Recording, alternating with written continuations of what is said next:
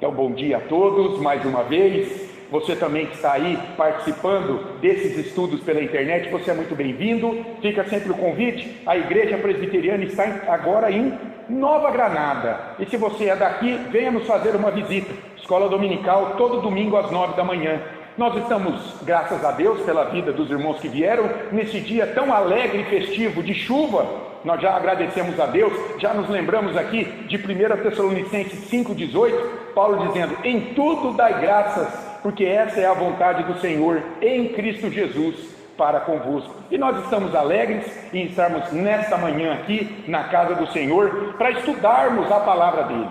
Nós temos já há algumas semanas estudado uma revista muito interessante, 13 perguntas difíceis sobre Deus. E essa dessa manhã é uma das mais difíceis. E é uma daquelas que mais afasta pessoas de buscarem a Deus, de conhecerem esse Deus que se revelou na Escritura. Olha lá a pergunta: por que um Deus amoroso mandaria pessoas para o inferno? Não é uma pergunta desafiadora essa? Eu já ouvi pessoas dizerem isso. Eu não quero compromisso com esse Deus. Ele mandou o filho dele numa cruz. Ele é, no mínimo, complacente com pessoas que vão para o inferno. Então, de maneira assim, desenhando ou colocando em questionamento, em xeque, alguns atributos de Deus. Por exemplo, a sua bondade. Logo de cara, nós vamos ver isso. Mas a pergunta que a gente vai refletir hoje é essa aqui: quais são os objetivos do nosso estudo hoje? Entender que a natureza de Deus é amor e justiça. Nós vamos pensar sobre o ser de Deus, algo muito interessante. Compreender que o homem, ele é responsável por suas escolhas, é claro. Considerar a realidade do inferno, que a gente vai ver que nem todo mundo acredita na realidade dele. E claro, louvar a Deus pelo resgate de Cristo. Então vamos lá, a divisão muito simples, uma introdução, o ser de Deus, o dilema da existência, o amor e a justiça que vemos na cruz. Que inferno? Uma pergunta, né? Será que ele existe como um lugar físico de tormento? Ou ele é uma abstração? E aí vou lançar um desafio de fé para os irmãos, conclusão e aplicações. Vamos lá. Primeira coisa, irmãos, que me veio à mente, logo que eu abri essa lição, fiquei pensando, mas que pergunta, hein? Olha só. Por que um Deus amoroso enviaria pessoas para o inferno? É a pergunta. Você concorda que é uma pergunta capciosa? Em muitos termos. O que é uma pergunta capciosa? Por exemplo, eu vou lançar uma. Fala, Rita. Induzir a um erro. Eu vou perguntar para vocês. Quantos animais de cada espécie Moisés colocou na arca? Por quê? Pronto.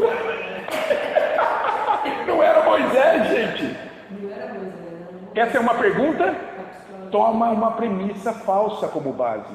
De que era Moisés. Não era, era Noé. Então é isso. A pergunta capciosa, ela tem alguma premissa falsa na qual ela se baseia. Olha só, irmãos. Deus não manda ninguém para o inferno. As pessoas escolhem ir para lá, segundo a Escritura. Nós vamos ver isso. Mas a pergunta toma por base que Deus é o autor disso. Questiona o amor de Deus. Espera aí, um Deus que é amoroso pode mandar alguém para o inferno? Perceberam aí? Como é que as pessoas fazem isso? Quando elas escolhem ir para o inferno, segundo a Escritura. Por exemplo, quando elas rejeitam a promessa de salvação dada por Deus por meio, em primeiro lugar, lá na antiga dispensação, do descendente da mulher. Lembra? Logo depois da queda, Gênesis 3,15. Deus prometeu: eu vou mandar alguém, ele vai vencer Satanás, ele vai trazer essa libertação espiritual que Adão agora escravizou vocês, os aprisionou com o pecado, lançando-os na morte.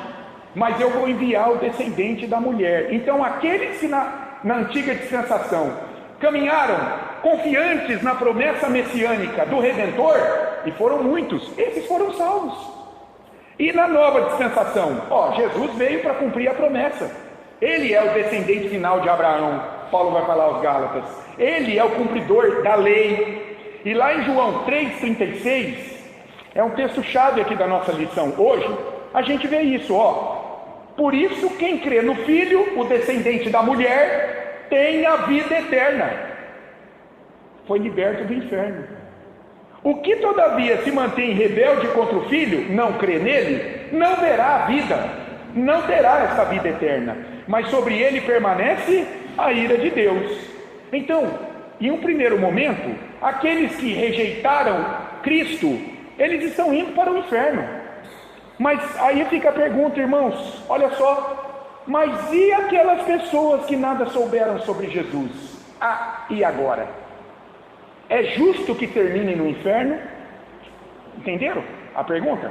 Ok, aqueles que tiveram a oportunidade de, na antiga dispensação, conhecerem o Deus de Israel, que cria na promessa messiânica do Messias, e disseram não. Aqueles que agora, na nova dispensação, conheceram a palavra, sabem da igreja, foram chamados pela palavra e disseram não. Ok, mas e um que está lá no meio do mato, que nunca teve a oportunidade de conhecer essa revelação? Isso é interessantíssimo. Olha só, olha só. O homem tem dito de outro modo, fala, João. Vamos lá.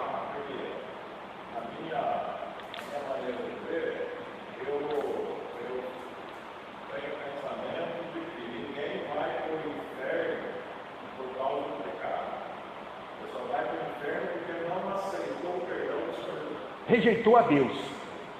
E nessa questão aí, se eu não me engano, Romanos fala alguma coisa, né? Que a criação fala da existência desse plano, né? Pronto. Isso, Romanos 1. Isso. Exatamente, você vai ver na classe de novos membros sobre isso aí. É isso aí, João. Olha lá, dito de outra, essa pergunta de outra forma é assim, ó. O homem tem condições de conhecer a Deus e buscá-lo separado da sua revelação bíblica? Tem, irmãos. O céu, Salmo 19, e a consciência. Olha lá, Romanos 1, de 18 a 23. Vamos ler? O João falou, Romanos 1, de 18 a 23, irmãos. Olha o texto claríssimo aqui de Paulo, condenando a idolatria e a depravação dos gentios em um primeiro momento. Os gentios não conheciam a revelação de Deus na Escritura, mas onde é que os gentios conheciam Deus?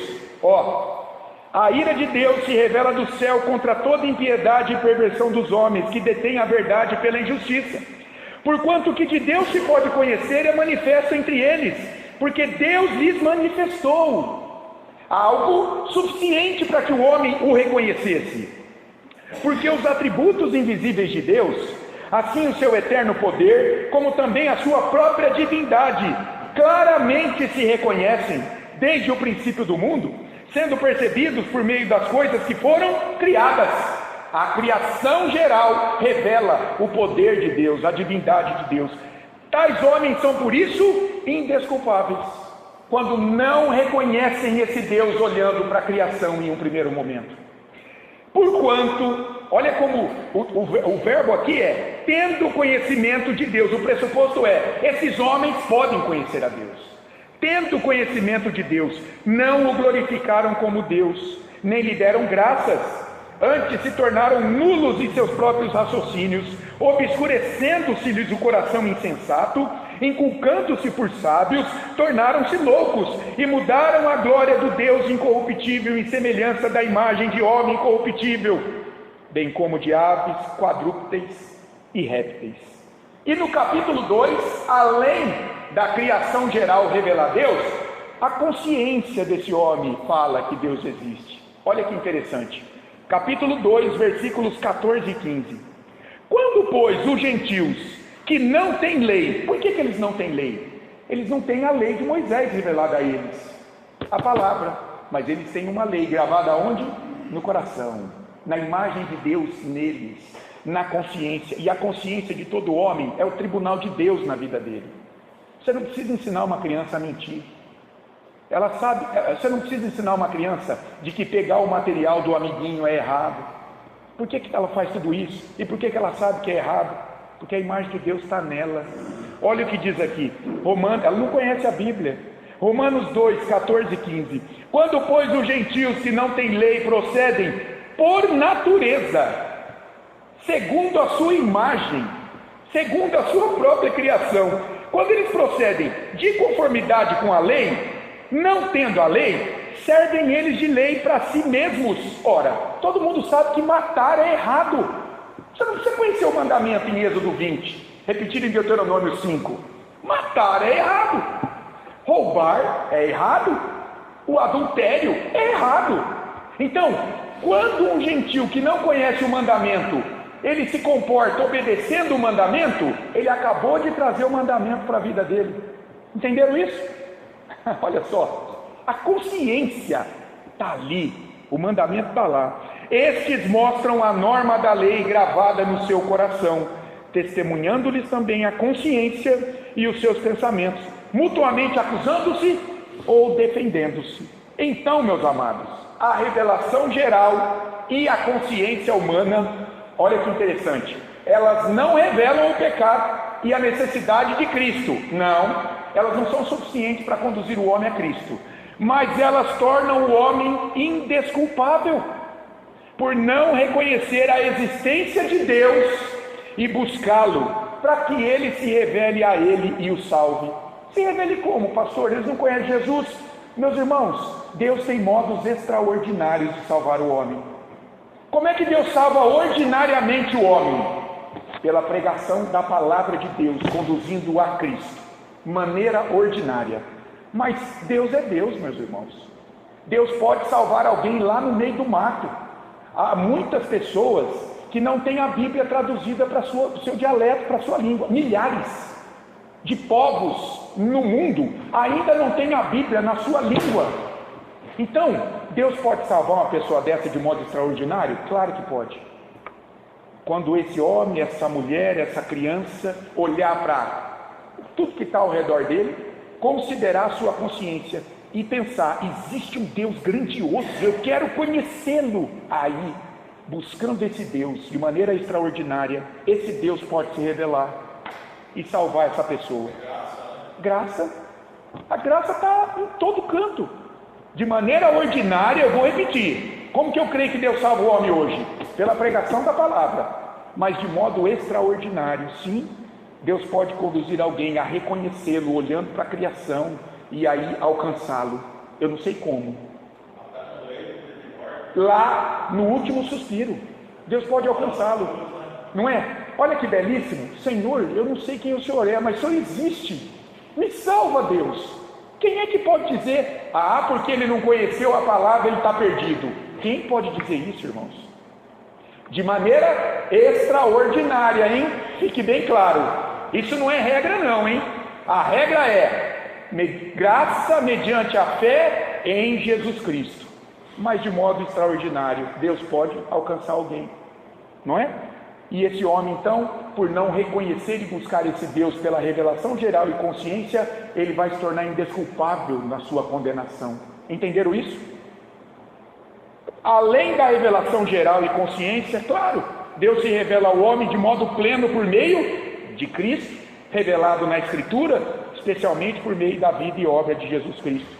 João 5,23, Jesus vai dizer claramente: quem não honra o Filho, não honra o Pai que o enviou.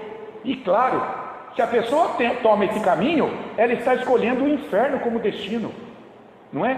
E há muitas seitas que precisavam meditar nesse versículo aí, porque dizem que Cristo é a mais sublime criatura, mas não o reconhecem como Deus encarnado. Não estão dando a honra devida, estão diminuindo a honra de Cristo.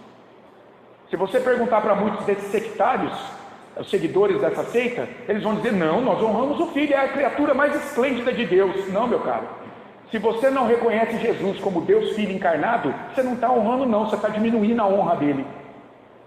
Então, se você não honra o Filho, você não honra o Pai, e quem disse isso foi o próprio Filho. Cuidado com isso. João 3, 16 a 19, um texto conhecidíssimo, não é? Olha só, de 16 a 19: porque Deus amou o mundo de tal maneira que deu o seu Filho unigênito, para que todo o que nele crê não pereça, mas tenha a vida eterna. Modo ordinário de salvação. Porquanto Deus enviou o seu Filho ao mundo, não para que julgasse o mundo, mas para que o mundo fosse salvo por ele. Quem nele crê não é julgado, já foi julgado em Cristo. O que não crê já está julgado, porquanto não crê no nome do unigênito Filho de Deus. Ora, se não foi julgado dos seus pecados em Cristo, será julgado dos seus pecados em si. E aí qual é o destino? Tormento eterno. O julgamento é esse, que a luz veio ao mundo, e os homens disseram não. Eles amaram mais as trevas do que a luz, porque as suas obras eram más. Então, irmão, a pergunta inicial está incorreta. Qual é a pergunta inicial? Por que um Deus amoroso envia pessoas para o inferno? Está errada essa pergunta. Deus é tão amoroso que enviou seu Filho para dar a vida em favor daqueles que o aceitam como seu Salvador. Os que o rejeitam são enviados ao inferno por sua própria escolha. Eles tiveram uma oportunidade, amaram mais as trevas do que a luz. Entenderam isso até agora? Faz sentido isso? Vocês estão entendendo? É preciso. Olha só, muitas pessoas dizem assim, eu fiquei pensando, né? Deus precisa salvar todas as pessoas. Eu já ouvi. Você já ouviu gente dizendo isso aí? Não, Deus não pode condenar ninguém. Por trás daquela pergunta inicial, está uma percepção dessa aqui. Deus tem que salvar todo mundo, Ele é amor. Por que Ele envia pessoas para o inferno? Deus tem que salvar todas as pessoas. Eu pergunto para você, por quê? Por quê? Quando você ouvir alguém falando isso, pergunta para essa pessoa, por quê que Deus tem que salvar todo mundo? Se são todos devedores, nós temos que entender assim, senão também não tem base nenhuma para conversa. Todo homem é devedor diante de Deus. Em Gênesis 2,17, Deus diz, se você me desobedecer, você vai morrer. Romanos 3,23, Paulo diz, todos pecaram, são devedores e carecem da glória de Deus. Capítulo 6, 23 de Romanos, ele vai dizer, o salário do pecado é a morte.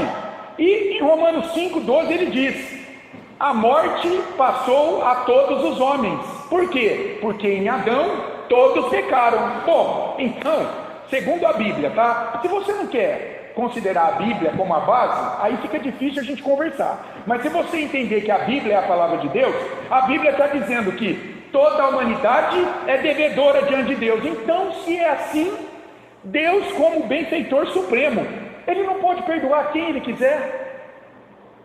Alguém tem crédito diante de Deus para exigir perdão se são todos devedores? Imagina que você, eu gosto dessa ilustração, ela é bobinha, mas ela revela muita coisa. Imagina que você é credor de 2 devedores, ok? 2 pessoas devem algo a você. Você decide perdoar uma e não outra. O que não foi perdoado pode exigir o perdão? Gente, isso aí é de uma lógica, não é? Você é o credor, meu filho. Você faz o que você quiser com o teu crédito. Você perdoa os 2. Você não perdoa ninguém. Você perdoa um. Você é o credor. Segundo a Escritura, Deus não deve nada a ninguém, meus irmãos. Esse é o Deus soberano. Entende por que é uma tolice o homem chamar autonomia para ele diante de Deus? Eu tenho merecimento. Algo que mexe comigo é quando esse verbo merecer não cabe hoje para o ser humano, porque segundo a Escritura o que você merece é torrar no inferno, e Deus por graça te salva de lá quando envia o Filho dele. Esse negócio de merecer, esse não é um bom verbo para o cristão, irmãos. Vamos pensar um pouco no ser de Deus. Isso aqui não estava na lição, mas eu preciso trazer para você, porque isso aqui é fundamental para ajudar a gente a responder aquela pergunta inicial. Deus não é o vilão, Deus não é o algoz na história humana. O homem se perdeu. Vamos pensar quem é Deus, irmãos, ainda que rapidamente. Eu quero trazer isso aqui, depois que terminarmos o estudo do culto em Malaquias, às terças, eu quero trazer estudos sobre o ser de Deus. Nós precisamos entender, irmãos, quem é Deus. Deus é alguém manipulável por nós? Deus é alguém que está na mesma condição nossa de criatura? Nós precisamos entender quem é o Deus que a gente serve, que a gente está buscando conhecer, porque isso vai mudar muito a nossa vida. e a nossa percepção das coisas. Então, lá em Romanos 7,12, Paulo está falando que a lei de Deus é santa, justa e boa, e a lei de Deus revela o caráter de Deus que a deu. Então, ela revela atributos de Deus. Deus é santo, justo e bom, absolutamente, irmãos. O que significa ele ser santo? Ele é separado do pecado. Deus não tem nada a ver com o pecado, isso é coisa nossa. A transgressão da lei, a desobediência, isso é coisa nossa. Deus é perfeito em si. Ele é luz e ele habita em luz inacessível pelo pecado.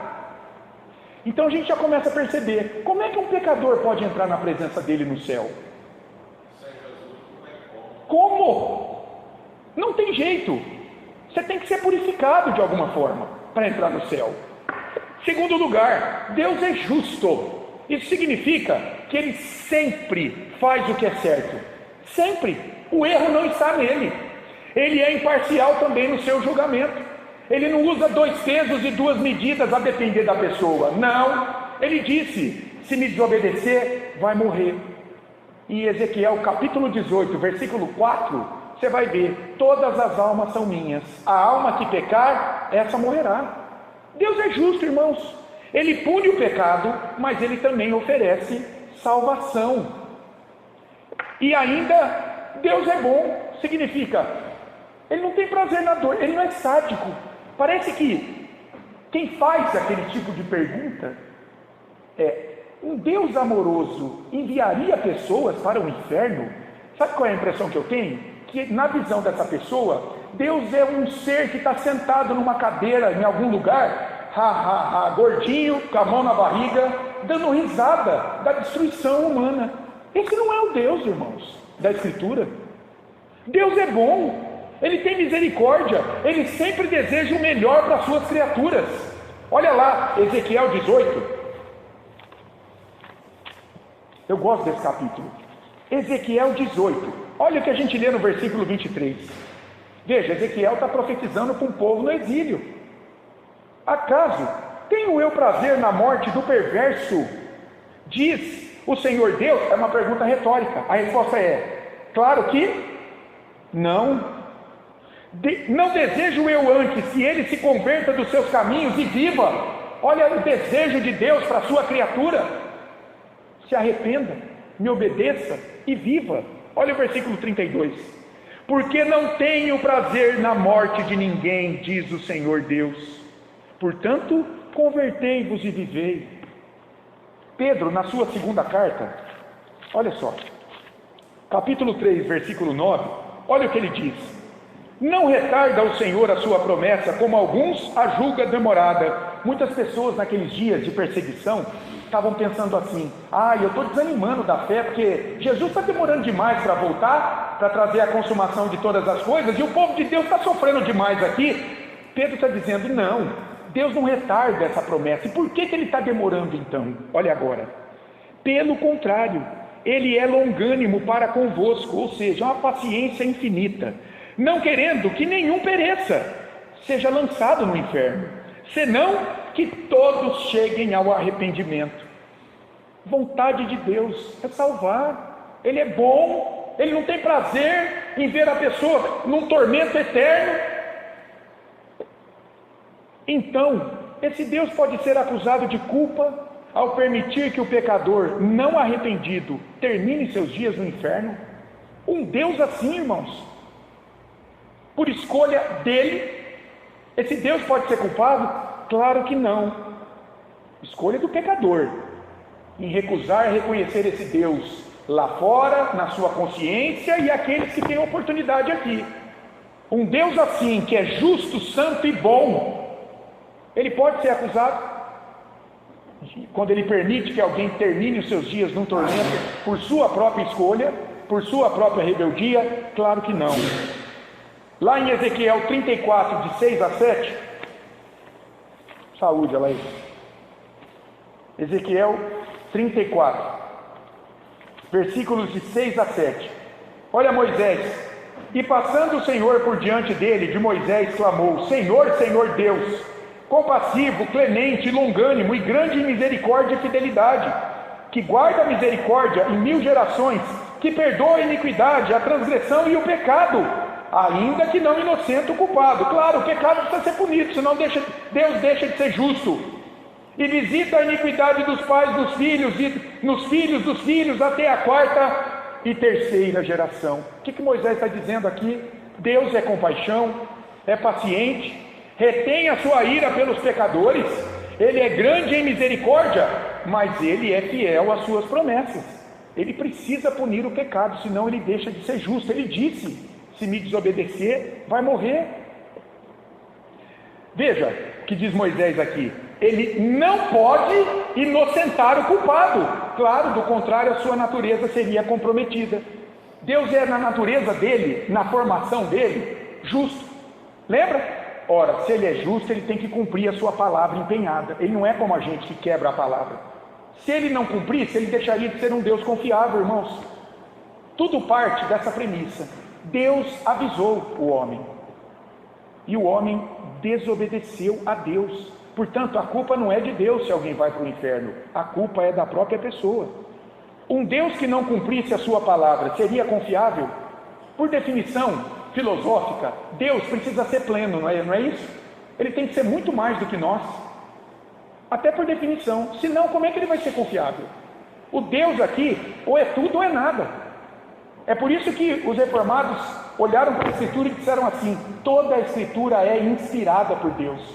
Não tem textos que não são inspirados, como a teologia liberal quer hoje.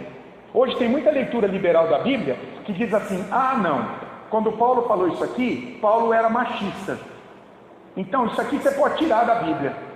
Ok, só que se você faz isso, qual é a base que você tem para crer no restante da Bíblia? Você pode tirar qualquer coisa. Então, ou ela é totalmente inspirada, revela um Deus que é totalmente amoroso, misericordioso e que não tem prazer na condenação de ninguém, ou ela não é inspirada. E daí Deus se torna um ser questionável nos seus atributos. Está entendendo a coerência do pensamento? Um pai, olha só, vamos pensar numa ilustração. Um pai que disciplina seu filho porque o ama e quer que ele obedeça. Um pai faz isso, não faz? Ele disciplina o filho, castiga muitas vezes, porque ele o ama e quer que ele obedeça.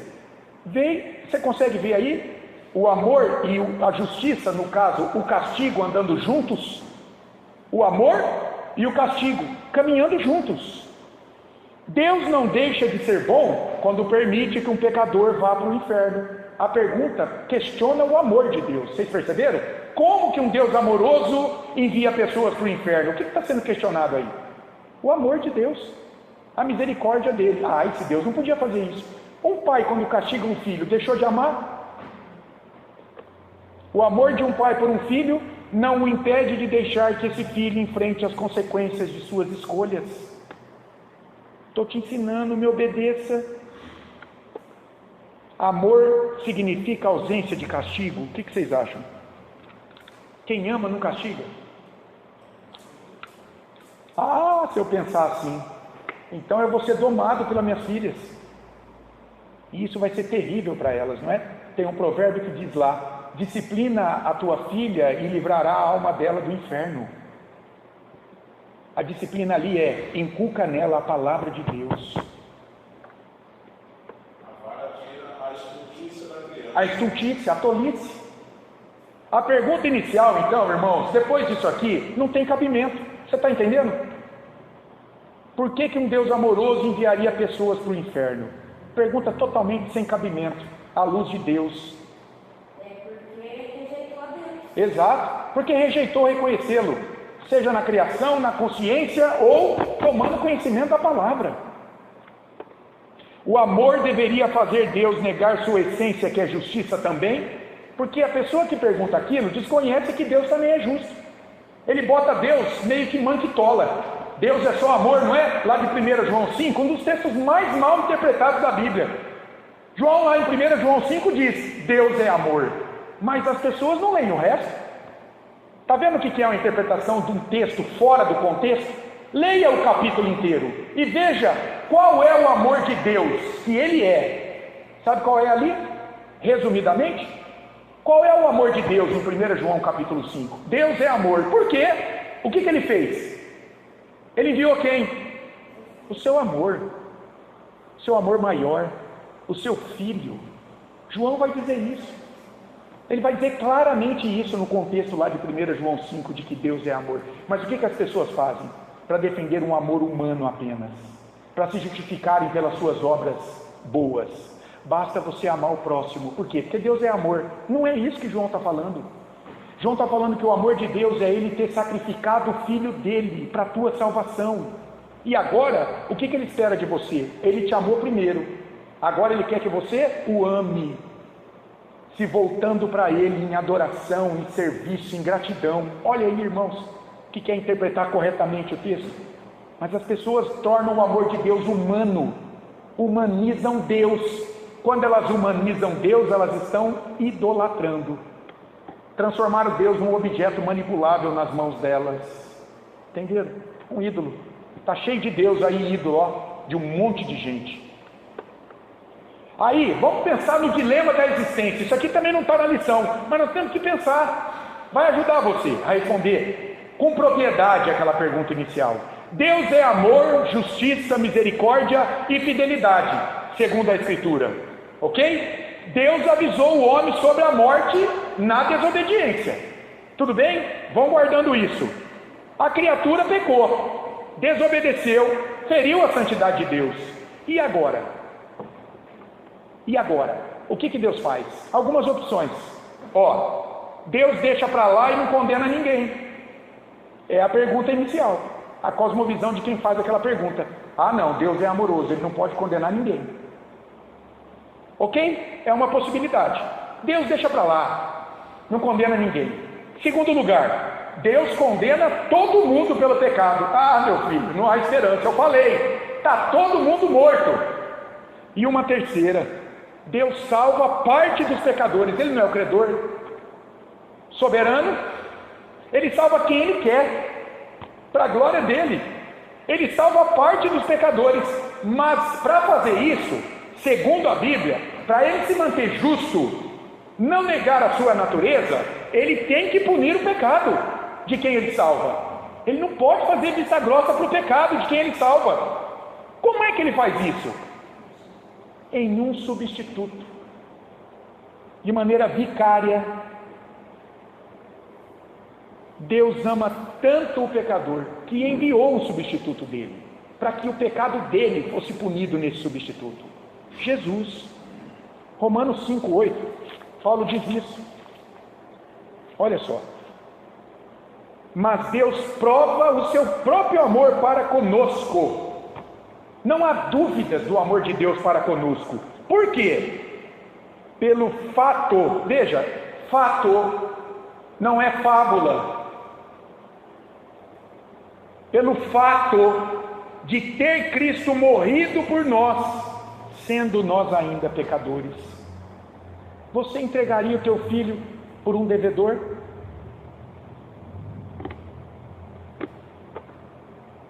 A cruz revela o amor e a justiça de Deus. O amor, salvando por graça devedores como eu e você. E a justiça, punindo o meu pecado em Cristo. Mas as pessoas só veem o amor.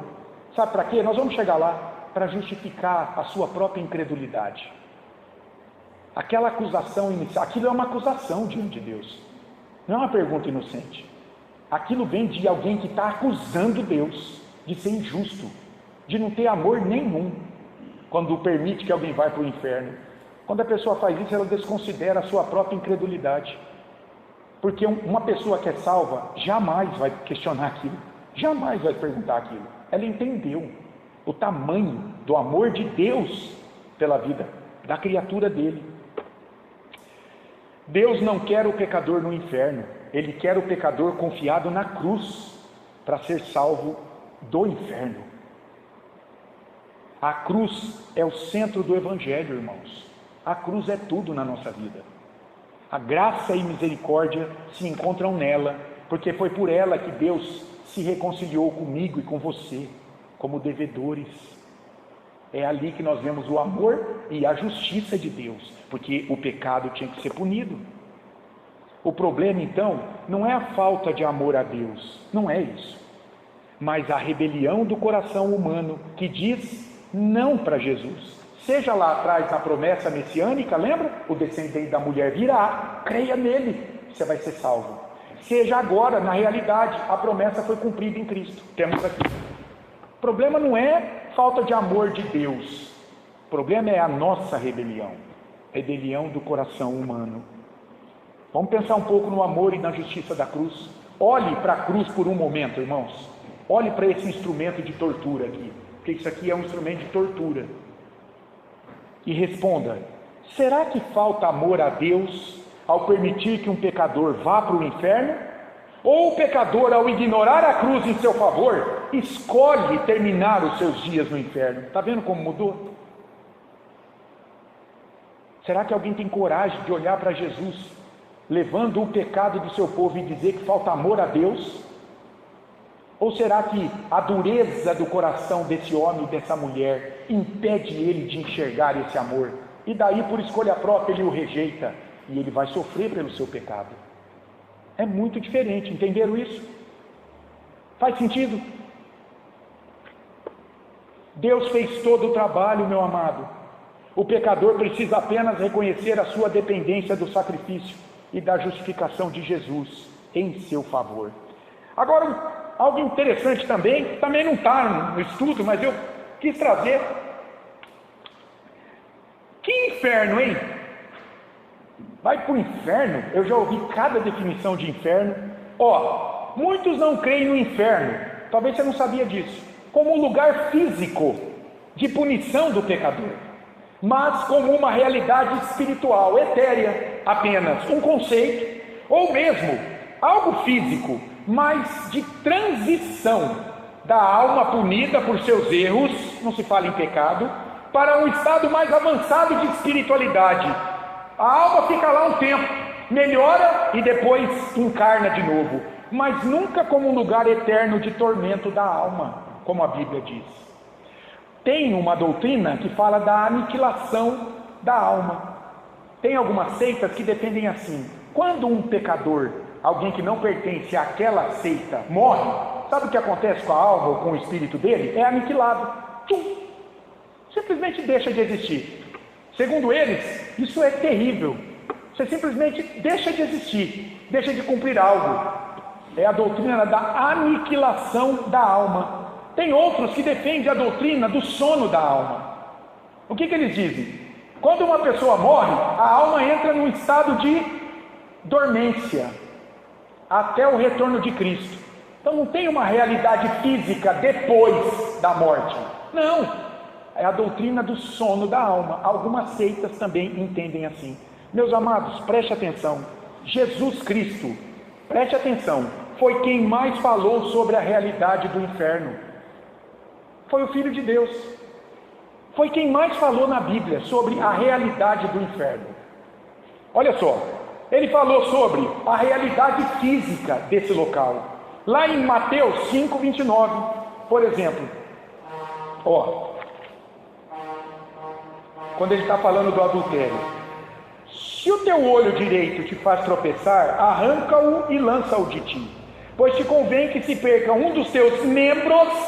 E aqui ele está falando de membro físico, olho, e não seja todo o teu corpo, aqui é corpo físico, lançado aonde? No inferno.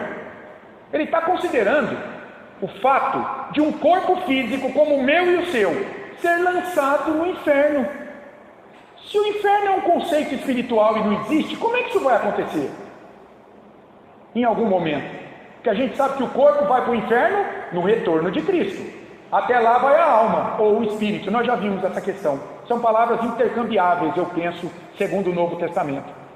Mas no retorno de Cristo, essa alma ou espírito que estava lá vai se juntar ao corpo que ressuscitará, e pelo julgamento eles irão para o inferno, e nós vamos ver onde é que o próprio inferno será lançado depois, porque o inferno não é o estado final de tormento. Depois do retorno de Cristo, Apocalipse fala de um outro lugar, o lago de fogo e enxofre, onde o próprio inferno será lançado. Nós vamos ver isso aqui. E quando ele conta a parábola do rico e de Lázaro, né? E do rico, ele está considerando, irmãos, ali um tormento verdadeiro. Aquilo ali não é fábula, não é uma historinha. Ele está considerando uma realidade material, física, existente, onde aquele rico está naquele momento. Mas não só. Jesus falou de um fogo eterno, lá em Mateus 25, 41, em Marcos 9, 46. Bom, fogo eterno, fogo que não se apaga. É uma realidade física. Ele falou de um verme que não morre, em Marcos 9, 44. Ele falou de trevas exteriores, em Mateus 22, 13. Ele falou de choro e ranger de dentes, em Lucas 13, 28. E ele estava ali considerando um tormento que não acaba. Ele falou de um castigo eterno, em Mateus 25, 46. Então, teria Jesus se enganado? Será que ele também estava muito empolgado com os seus ensinamentos ali que vinham da parte do Pai, que a palavra dele era a palavra do Pai que o enviou, ele vai dizer? Mas será que Deus quis confundir as pessoas quando trouxe esse inferno aqui como um lugar de tormento daqueles que não o acolhiam? Ou ele quis asseverar para mostrar o tamanho do juízo que virá? Eu não penso que Jesus se enganou. Jesus não podia se enganar, ele é Deus encarnado. Como é que ele pode ensinar uma falsa verdade, que é uma mentira por completo? Então, irmãos, segundo a Bíblia, o inferno é um lugar físico, temporário, de tormento das almas que morreram sem Cristo antes do juízo final. Tá bom? Segundo a Bíblia. Segundo a Bíblia. Se você não considera a Escritura, você pode eleger qualquer conceito de inferno como esse local de tormento. Mas nós estamos aqui para estudar a Bíblia, que nós cremos que é a palavra de Deus.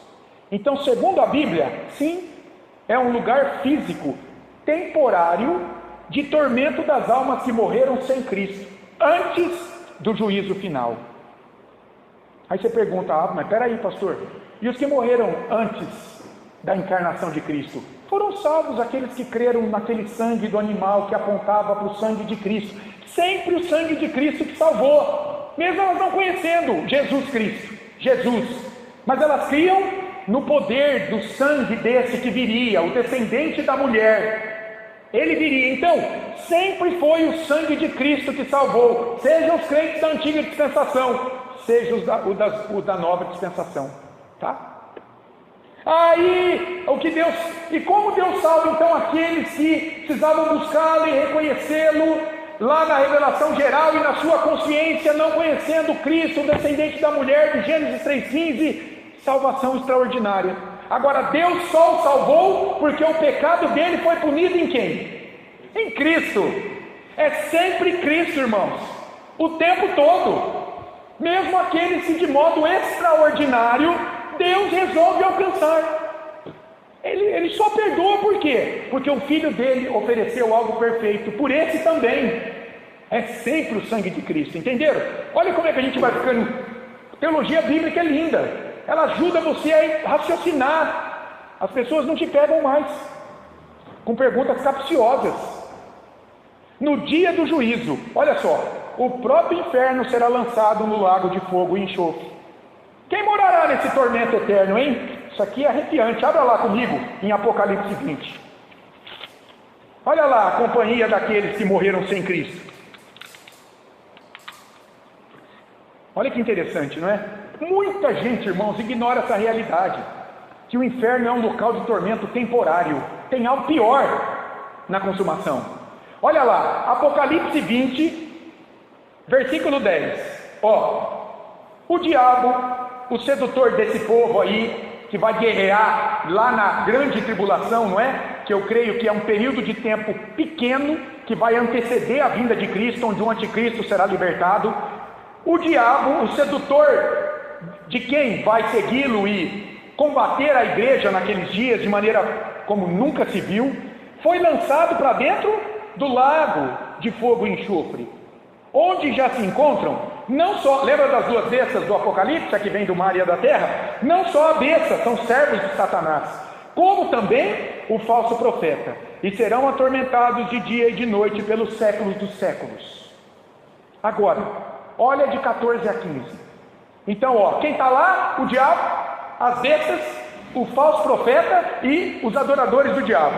Mas olha os versículos 14 e 15. Então, a morte e o inferno, o próprio inferno, que já tem um monte de almas em tormento, foram lançados para dentro do lago de fogo. Diabo, seus seguidores, as bestas, falso profeta, a morte e o inferno até aquele momento. E aqueles que quando no retorno de Cristo estiverem ali vivendo essa vida ímpia, eles serão julgados e lançados para dentro do lago de fogo. Essa é a segunda morte, o lago de fogo. E se alguém não foi achado inscrito no livro da vida, que é o livro do Cordeiro, esse foi lançado para dentro do lago de fogo. Porque esse é seguidor de Satanás, esse tem a marca da besta. Isso não pertence à descendência da mulher, mas à descendência da serpente, de Gênesis 3,15. Olha lá, diabo, besta, falso profeta, seus adoradores, a morte, o próprio inferno, todos eles, lago de fogo e enxofre. Entenderam? Tormento final, onde o próprio inferno será lançado. Então é claro que o inferno existe, é claro que é uma realidade física de tormento temporário até o retorno de Cristo. Exato, isso é muito comum, Rita. O inferno é aqui. Irmãos, o sofrimento desse mundo nem risca o verniz do que é o inferno. Eu gosto muito de um teólogo, eu não vou me recordar do nome dele, mas ele, meditando sobre o inferno, ele diz o seguinte: gente, o problema não será tanto as chamas, o tormento em si, mas sabe o que vai ser difícil no inferno? A ausência da presença de Deus. Porque por mais que a gente sofra aqui hoje, a presença de Deus na sua graça comum acaba de algum modo minimizando o sofrimento. Nos traz esperança. Exatamente. Agora você imagina o que é o tormento sem a presença de Deus? Lembra lá do Lázaro e do rico? O que o rico queria? Senhor, pegue para Lázaro molhar a ponta do dedo na água. Olha só, isso é para enfatizar o tormento. O tormento é tanto que basta uma gota d'água e já seria muita coisa, tamanho é o tormento. E, claro, porque Deus não se faz presente lá para minimizar isso, não é? Olha o desafio de fé para a gente pensar. Olha aqui, para a maior parte das pessoas afastadas de Cristo, o conceito de inferno não existe. O inferno é aqui, né? Como muitas pessoas dizem. Para elas, o simples fato de imaginar um tormento que não terá fim, o que faz com elas? Paralisa lisamente a tal ponto que elas não querem pensar nisso. Você já esteve conversando com pessoas, você começa a falar dessa realidade, claro, é um assunto pesado, mas você traz essa realidade para apresentar a salvação, o Evangelho, mas em determinado momento a pessoa desliga, ela não quer saber disso, às vezes porque ela está indo para lá, é doloroso pensar nisso. Então você entendeu aqui? Para muita gente, não, esse negócio aí não existe, eu não quero pensar nisso. Por que as pessoas agem dessa maneira? Vamos pensar nisso? Na sua opinião, por que as pessoas negam a realidade do inferno? Vamos lá. Elas têm a certeza do inferno, mas no coração delas, elas acham melhor não acreditar. Olha, Maria, você falou algo interessantíssimo. Isso aí a psicologia explica, hein?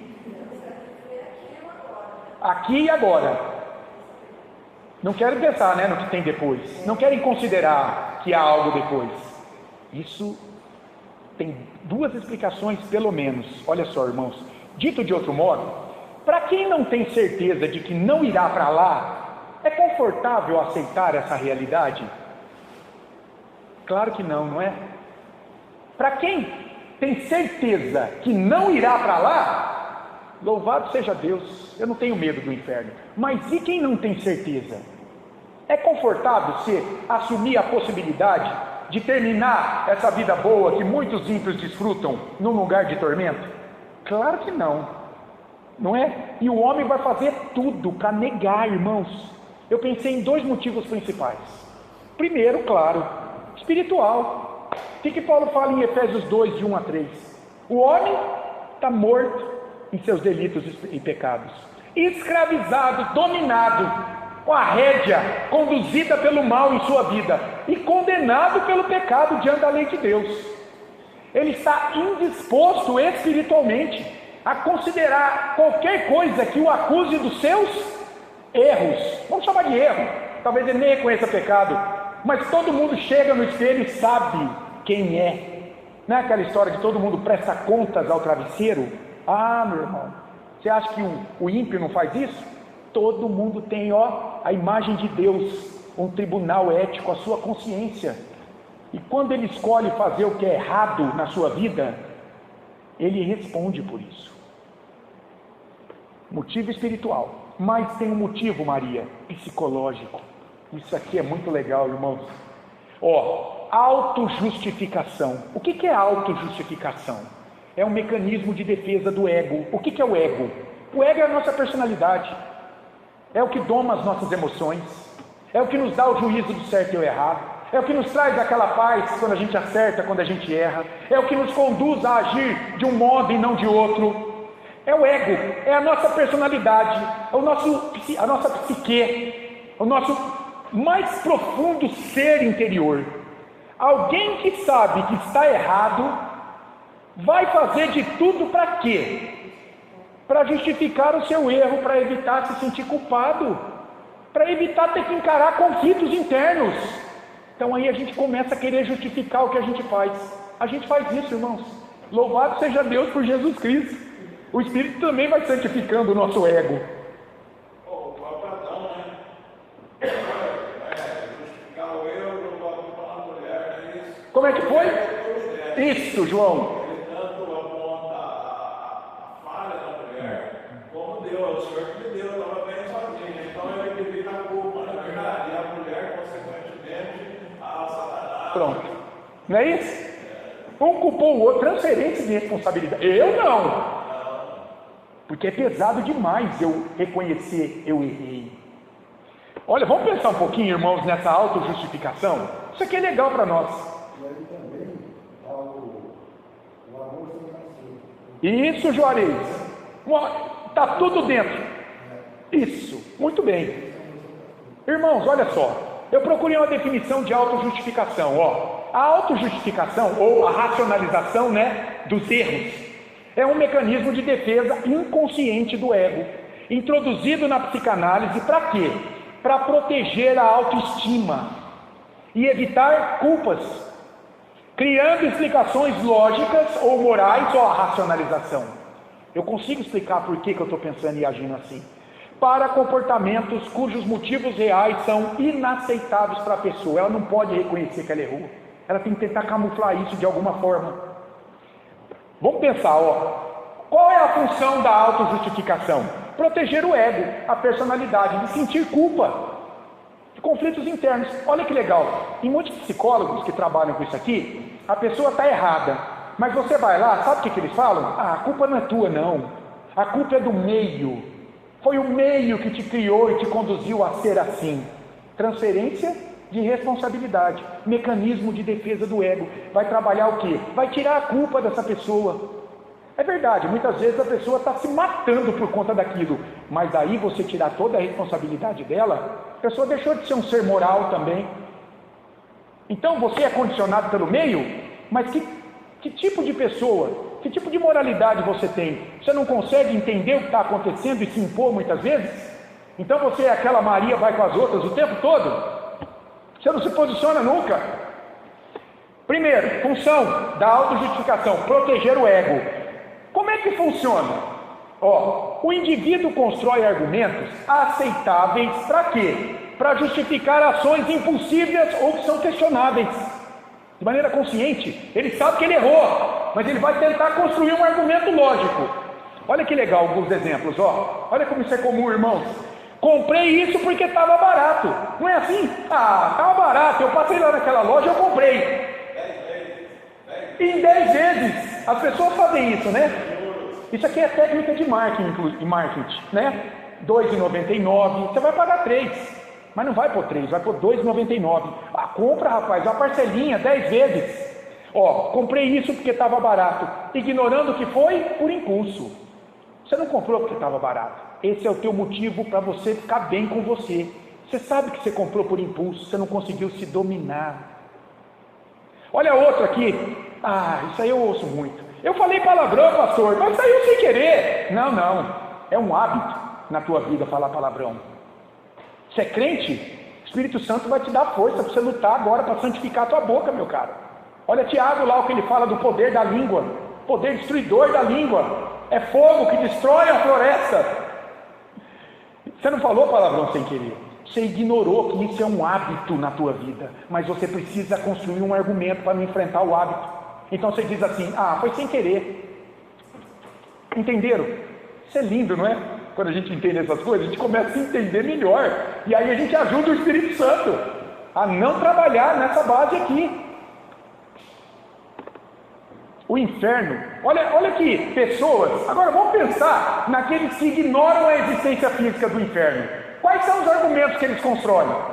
O inferno não existe, sabe por quê? Porque a Bíblia é um livro humano, rapaz. Você acredita nisso aqui, nesses 66 livros? É um livro humano, tem erro como outros qualquer. Quando falou do inferno, exagerou. Ó o outro, porque ninguém voltou de lá para dizer que ele existe. Eu já ouvi gente falando isso. Eu não creio no inferno não. Ninguém voltou de lá para me falar que existe. Ó o outro, porque isso é coisa da religião, é coisa inventada pelos homens, é um instrumento de opressão da religião, talvez Marx diria, o Karl Marx diria, é um ópio do povo também. Por que ela faz isso? Por que ela constrói esse tipo de argumento lógico? Imagina ela falando com ela, sei que não sou a pessoa que eu deveria ser, eu sei disso. Então, eu preciso negar a realidade do inferno, porque se ele for real, eu estou perdido. Entenderam? Olha o que está nos meandres de muitas mentes, corações daqueles que dizem, por que um Deus amoroso envia pessoas para o inferno? Talvez é porque ele está indo para lá, e ele não pode reconhecer isso. Ele não pode reconhecer a salvação, porque ele está longe dela. Ele não pode reconhecer o amor de Deus e a salvação por meio de Cristo, porque ele não quer isso. E ele está indo para o inferno. Então ele precisa justificar. Estão entendendo? Que o inferno não existe. Tem que criar argumentos. E aí ele se lança a mão de várias ideias. Ele talvez esteja indo para lá. É duro demais ele reconhecer que ele pode terminar a vida dele no inferno. Ele não pode concordar com a existência do inferno, irmãos. E daí a gente pode concluir. Tudo bem até aqui? Não é legal pensar sobre essas coisas? A gente normalmente não pensa sobre isso, né? Olha como é interessante. Deus vai nos tornando mais sábios a partir da palavra dele. Tem que pensar. Tem um livro que chama assim, crer é também pensar. O crente não é um desmiolado. Pelo contrário, ele tem agora o Espírito Santo que ilumina, vai te dando cada vez mais inteligência, para você começar a entender o que acontece com você, pela presença do pecado ainda. Você tem ego, você muitas vezes busca auto-justificar teus pecados, em vez de confessá-los a Deus e se arrepender. Está vendo uma boa aplicação para nós? Nada de auto-justificação para o crente, irmãos. Reconheça, peça misericórdia, Deus já te perdoou em Cristo, você não vai para o inferno. Deus não manda ninguém para o inferno, mas as pessoas escolhem ir para lá, quando o rejeitam, seja na criação geral, seja na sua consciência, seja para aqueles em que Deus revelou a sua palavra, na pessoa de Jesus. O amor de Deus não elimina sua justiça pela culpa do pecado da raça humana. Aquele tipo de pergunta não sabe quem é Deus, desconhece a santidade de Deus, desconhece a justiça de Deus, ignora até a relação com o seu próprio pai, que muitas vezes na vida deve ter castigado ela, mas nunca deixou de amar. Parte Deus no meio. Eu só quero um Deus que é amor. Não existe. A fábula. Deus é santo, é justo, não pode ignorar o pecado humano. Ele precisa puni-lo ou em Cristo ou no próprio pecador, no inferno. Nós vamos ver isso aqui daqui a pouco. O que vai ser o dia do juízo, irmão? No dia do juízo, nós vamos ver hoje à noite, não vou adiantar não. Dá aqui o... como é que chama quando você dá o spoiler? Vou deixar para a noite, para vocês virem. Romanos, capítulo 8, de 1 a 4. Vou pregar aqui hoje. Vocês vão ver aqui que vai ser no dia do juízo. Isso aqui tem a ver com essa parte, ó. Deus não deseja a morte do pecador, mas o seu arrependimento. Você conseguiu entender isso? Você ainda acha que Deus é aquele que quer mandar para o inferno? Ele tem o desejo de mandar as pessoas para o inferno. Não pense assim, irmão. Eu espero que isso tenha ficado claro para você. Ainda que rapidamente, porque é muito rápido a gente falar dessa realidade tão complexa em uma hora só. Mas eu espero que isso pelo menos tenha ficado claro. Deus nunca quis a morte do perverso. Lembra de Ezequiel capítulo 18? Ele quer que esse homem o busque. Se arrependa. Mas o homem não faz isso, né? Cada um então é responsável por suas escolhas. Então, meu caro, é céu ou inferno. Não tem outro caminho. É céu ou inferno. O inferno é um lugar físico real de punição da alma humana até o retorno de Cristo. É isso que a Bíblia diz, é o que eu creio. Tá? Céu ou inferno dependerá de quem é Jesus Cristo para você. Ele é a pedra de pume, né? Quem trabalha pedra de pume não. Como é que chama aquilo que... O plumo. Hoje eu estou bem, tá? Uma beleza hoje, né? O prumo. É prumo, não é? É Jesus. É Ele que endireita esse vaso torto que é o homem em pecado. Céu ou inferno dependerá de quem é Jesus para você. Algumas aplicações para a gente pensar, ó. Você está convencido da realidade do inferno ou você ainda tem dúvida? Se existe o céu, a gente acredita no céu, porque negar o inferno. Pois é. Será que é aqui mesmo? Gente, se o inferno for aqui é um lugar muito bom ainda, hein? Não é? É? Então, o purgatório está no meio termo, né, Jareza? Então, não é verdade? Se isso aqui for um inferno, vai ter muita gente que quer ficar por aqui mesmo. Misericórdia.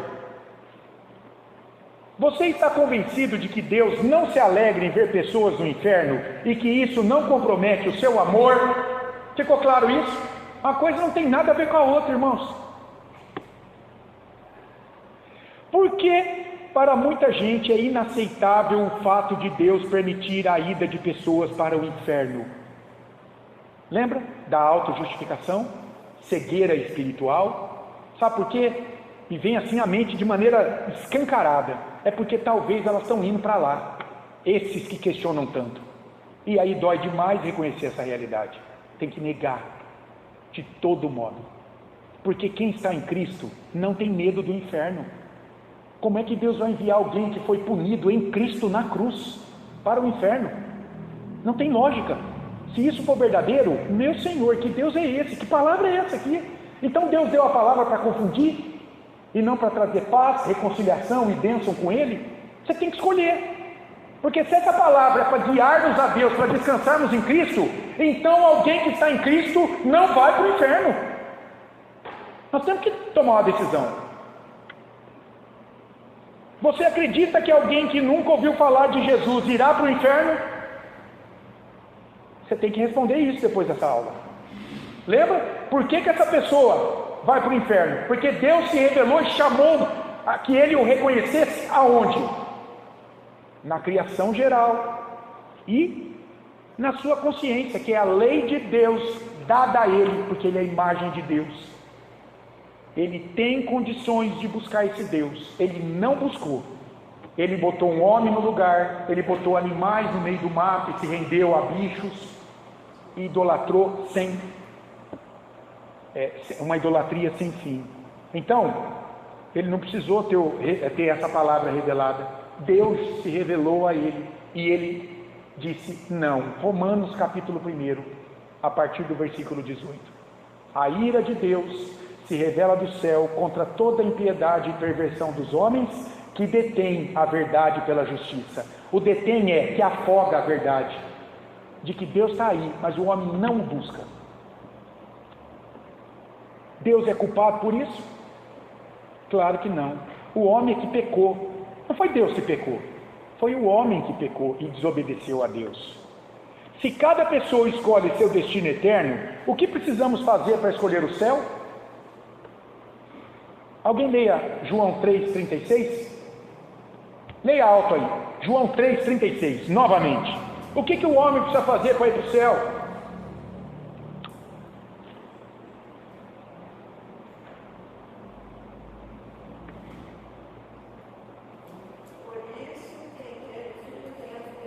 Tem a vida eterna, vai para o céu. Vai, pode continuar.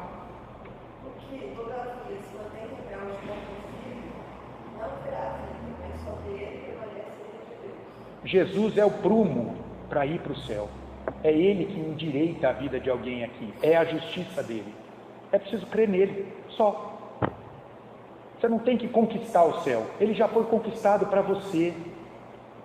Está cheio de gente por aí querendo conquistar o céu com aquilo que faz. Jesus já fez isso. Nós precisamos crer. João estava lá com Jesus, caminhou com ele pouco mais de 3 anos. Ele viu o que aquele homem fez, o poder e a divindade dele. Ele viu ele ressuscitado. Ele não é um homem qualquer. Isso que ele falou sobre Jesus veio da parte de Deus. Agora, para você, pergunta final: você está convencido de que não irá para o inferno? Você tem segurança? Isso é importante. Você precisa estar convencido plenamente de que em Cristo a tua morada final é o céu. Não há mais inferno para você. E você que participa desses estudos, talvez esteja distante de Cristo, talvez não tenha segurança de onde vai terminar os seus dias. Corra para Cristo, meu querido. Quem crê em Cristo tem a vida eterna. Passou da morte para a vida. Não verá o juízo de Deus. É engraçado, né? Eu percebo, irmãos, velório de crente, na sua maioria, né? Vai ter exceção para tudo aqui nessa vida marcada pelo pecado. Mas na sua maioria, eu já fui em muitos, já fiz muitos velórios também. Velório de crente é diferente do velório do ímpio, irmão, do religioso. O velório de crente, o Espírito Santo, ele traz algo diferente. Não é que você não chora, mas você chora consolado. Não é? Você sabe de fato onde é que está aquela alma ali, ó. O corpo vai para a terra, vai ver corrupção, mas a alma já entrou num estado de plenitude na presença de Cristo. E o velório do religioso apenas é muito desespero, é triste demais, e às vezes é até difícil você levar. Ó, você quer ver uma dificuldade para quem está conduzindo o culto fúnebre? É você levar uma palavra de consolo para uma pessoa que morreu e tinha uma vida totalmente ímpia, depravada. Você sabe o que aconteceu olhando para os frutos daquela pessoa. Como é que você vai falar? Está no inferno. Você não pode dizer isso. Pode ser que no último momento Deus alcançou no leito de hospital, a pessoa parou, refletiu, ó, o ladrão da cruz, foi salvo no último momento. Tinha uma vida terrível, mas a família está esperando uma palavra. Então você tem que falar o quê? Para quem está vivo. Normalmente, nesse momento, eu desconsidero. Não vou tocar. Às vezes eu nem conhecia, ou então conhecia e tinha uma vida toda torta. Então eu vou falar: abra os olhos de vocês que ainda estão a caminho. A esperança está em Cristo. De maneira implícita, está lá, né? Eu não sei o que aconteceu aqui, mas para vocês ainda há esperança. Tudo bem? Olha a pergunta agora: por que um Deus amoroso enviaria pecadores para o inferno? Não tem o menor cabimento isso, né, irmãos? Então agora acho que ficou um pouco mais claro. E se você tem dúvida ainda, você veja a aula, logo vai estar disponibilizada lá no nosso canal. Vamos orar para encerrar aqui o nosso tempo? Senhor, obrigado por esse tempo de estudo da Tua Palavra. Ó Deus, em nome de Jesus, que o Teu Espírito Santo possa trazer aquela plena convicção ao Teu povo, de que em Cristo Jesus nós fomos libertados do inferno, Senhor. Obrigado, Deus, porque o Senhor conquistou o céu para cada um daqueles que nele creem.